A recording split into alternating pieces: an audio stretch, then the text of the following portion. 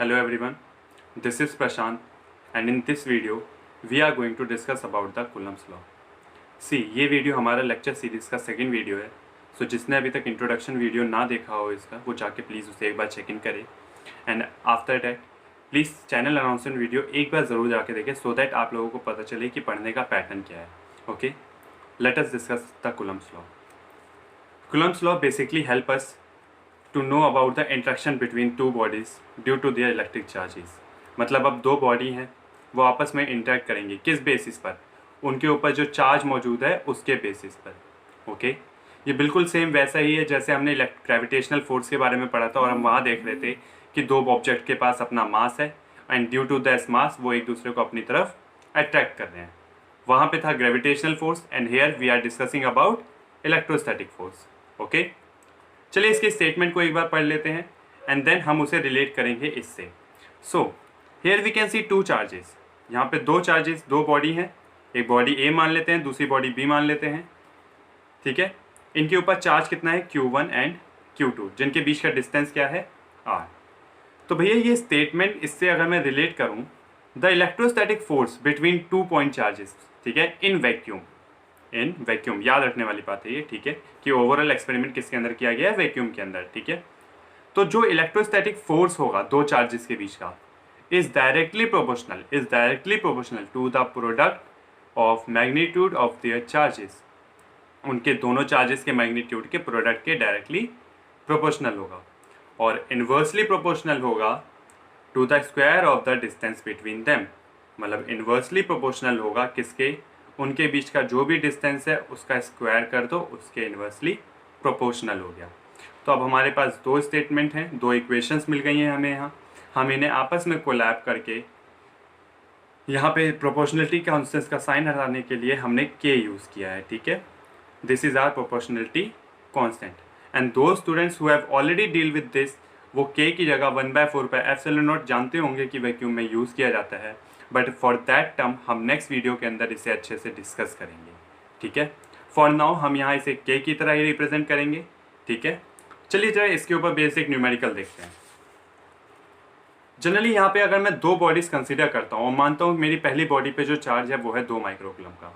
2 microcoulomb मतलब 2 × 10⁻⁻⁶ coulomb. दूसरी body पे 4 माइक्रोकूलम का, देखो ये जो साइन है this is for micro. Okay, जैसे मिली सेंटीडेसी है ना वैसे ये माइक्रो का साइन होता है. ठीक है, दूसरी बॉडी पे 4 माइक्रोकूलम का चार्ज है और उनके बीच का डिस्टेंस कितना है 3 सेंटीमीटर का. ठीक है, ये 3.0. ठीक है, 3 सेंटीमीटर का उनके बीच का चार्ज है, सॉरी डिस्टेंस है. जरा इन्हें ऐसा यूनिट में कन्वर्ट कर लेते हैं. 2 माइक्रोकूलम मतलब 2 × 10⁻⁶ coulomb. 4 microcoulomb is equals to 4 × 10⁻⁶ coulomb और 3 सेंटीमीटर मतलब 3 × 10⁻² मीटर. अब भैया करना कुछ नहीं है लेकिन ज़रा इस के बारे में तो जान लें. तो वैक्यूम के लिए जो ये प्रोपोर्शनलिटी कांस्टेंट है इसकी वैल्यू होती है 9 × 10⁹. देखिए यहाँ मैंने इसकी ऐसा यूनिट मेंशन नहीं किया है, मैं ऑलरेडी कह रहा हूँ इसके बारे में हम पूरी की पूरी बात अपने नेक्स्ट लेक्चर के अंदर करने वाले हैं. ठीक है, चलिए तो यहाँ पे ज़रा इस वैल्यू का यूज़ करते हैं. के की जगह 9 × 10⁹. क्यू ए को वैसे ही रखा गया. चार्ज ऑफ बी 4 × 10⁻⁶ और नीचे 3 × 10⁻² का होल स्क्वायर जो उनका डिस्टेंस है उसका स्क्वायर. ओवरऑल अगर आप इसे सॉल्व करेंगे आपका आंसर कितना आएगा 80 न्यूटन. ठीक है, अब ये यहाँ पे मैंने रिपल्सिव वर्ड यूज़ किया है कि मैं बता रहा हूँ ये जो चार्ज है ये रिपल्सिव है नेचर में. ठीक है, ये जो इनके बीच का जो इलेक्ट्रोस्टैटिक फोर्स होगा that will be repulsive in nature. आसान है पता करना भाई, ये भी प्लस का चार्ज है, ये भी प्लस का चार्ज है, प्लस प्लस आपस में एक दूसरे को रिपेल करते हैं.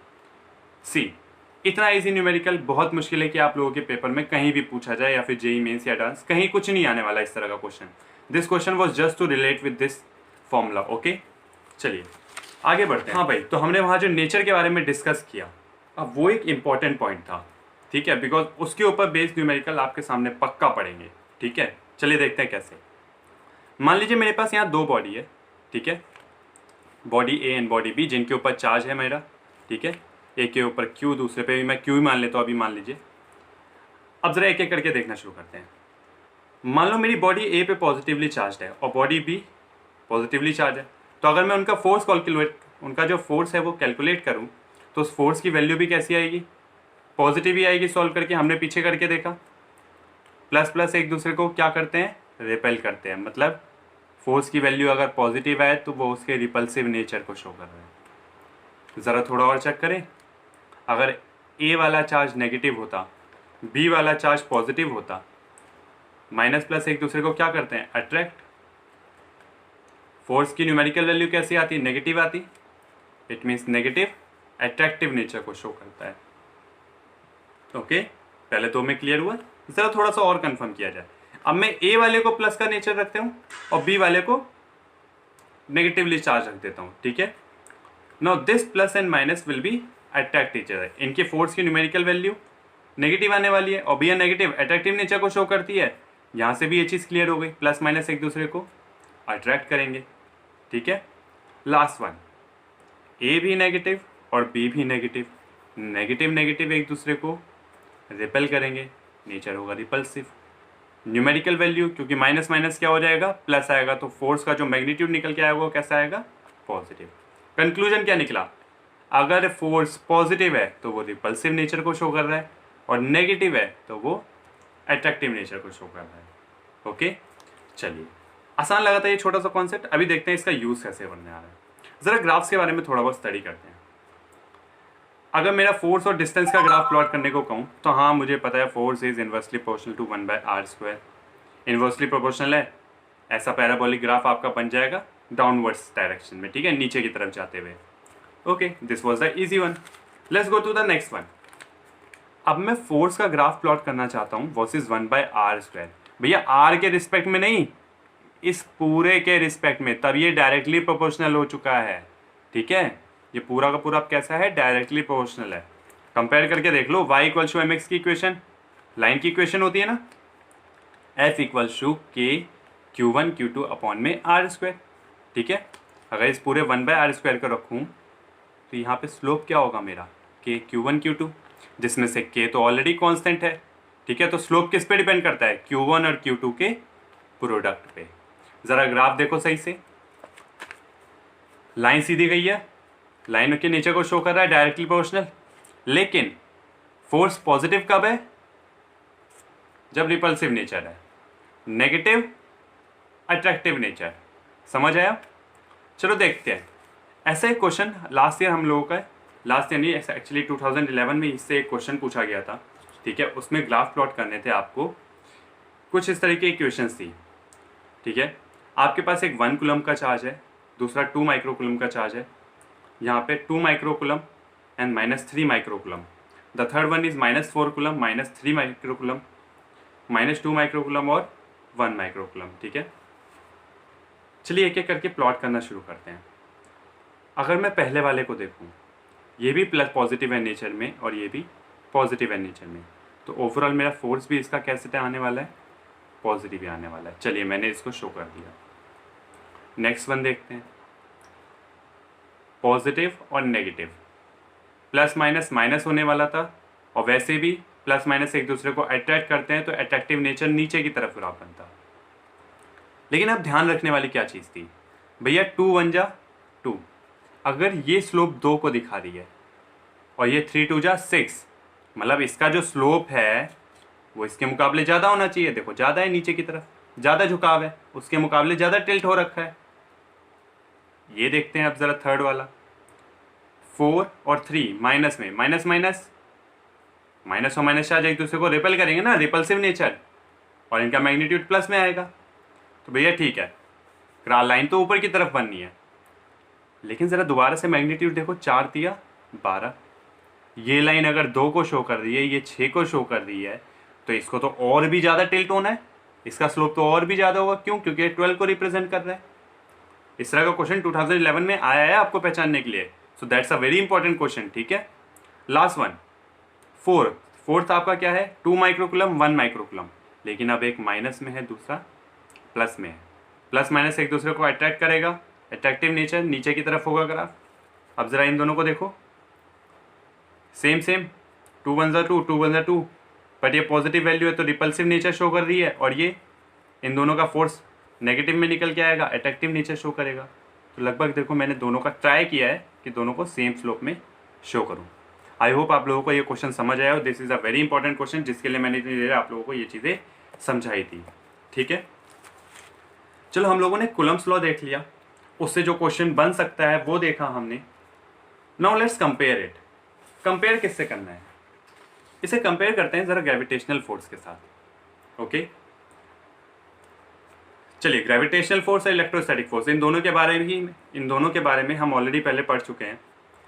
ग्रेविटेशनल फोर्स के बारे में हमने क्या पढ़ा था कि ये किसकी वजह से होता है? मास की वजह से। दो ऑब्जेक्ट के पास अपना खुद का कोई मास होगा जिसकी वजह से वो एक दूसरे की तरफ अट्रैक्ट होंगे। इलेक्ट्रोस्टैटिक फोर्स किसकी वजह से होता है? Due to the charges.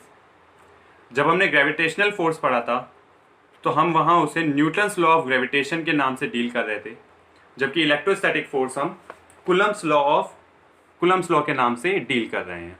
Okay, अच्छा, ग्रेविटेशनल फोर्स जो था वो मीडियम से इंडिपेंडेंट था। मतलब हम लोगों ने पहले भी 9th में इसके बहुत सारे न्यूमेरिकल्स बनाए हैं, वहां पे मीडियम का कोई रोल नहीं था। बट अब यहाँ पे जब हम इलेक्ट्रोस्टैटिक फोर्स पढ़ेंगे तो मीडियम का रोल होगा, और मैं ऑलरेडी मेंशन कर रहा हूँ ये जो के है ये एक्चुअली मीडियम को शो कर रहा है। ठीक है, नेक्स्ट वीडियो में मैं बहुत ट्राई करूंगा अपनी तरफ से कि आपको ये मीडियम अच्छे से डिस्कस कर सकूं। ठीक है, then the fourth one formula, you can easily see the difference. वहां पे मास को डील किया गया है जबकि यहाँ को चार्ज को लिया गया है। अच्छा, इसके बाद जो नेक्स्ट बहुत इंपॉर्टेंट पॉइंट आता है वो ये कि ग्रेविटेशनल फोर्स हमेशा अट्रैक्टिव नेचर का होता है, जबकि इलेक्ट्रोस्टैटिक फोर्स अट्रैक्टिव भी हो सकता है और रिपल्सिव भी हो सकता है। इतनी देर से हम यही देख रहे थे कि अगर सेम आ गए तो रिपल्सिव और अपोजिट आ गए तो अट्रैक्टिव। चलो, डील हो गया। अब हम लोगों ने क्लास 11th में एक चीज़ देखी थी, वहाँ पे पहला क्वेश्चन बताया गया था कि वीक न्यूक्लियर फोर्स, ठीक है, और स्ट्रॉन्ग न्यूक्लियर फोर्सेस। ठीक है, ओवरऑल हमने 4 तरह के फोर्सेस पढ़े थे, जिसमें हमने ये पढ़ा था कि सबसे वीक कौन सा होता है? ग्रेविटेशनल फोर्स होता है। ठीक है, एंड सेकेंड स्ट्रॉन्गेस्ट कौन था वहाँ पे? Electrostatic force. इट मीन्स इसके मुकाबले ये ज़्यादा स्ट्रॉन्ग है, ये हमने पहले ही पढ़ लिया था। ज़रा देखते हैं कैसे। यहाँ मैंने एक छोटा सा न्यूमेरिकल लेके इस चीज़ को करने की कोशिश की है, और ऐसे ही आप लोगों की बुक में एक एग्जाम्पल भी है। ठीक है, तो that's a very important question. मैं 2 इलेक्ट्रॉन्स को कंसिडर करता हूँ, उनके बीच का डिस्टेंस मैं 1 मीटर ले रहा हूँ ताकि हम लोग को सॉल्व करते समय थोड़ा ईजी लगे। कंडीशंस ले रहा हूँ वैक्यूम, मतलब के की वैल्यू आपकी 9 × 10⁻⁹ ही रहेगी। ठीक है, सबसे पहले ग्रेविटेशनल फोर्स निकालने की कोशिश करते हैं।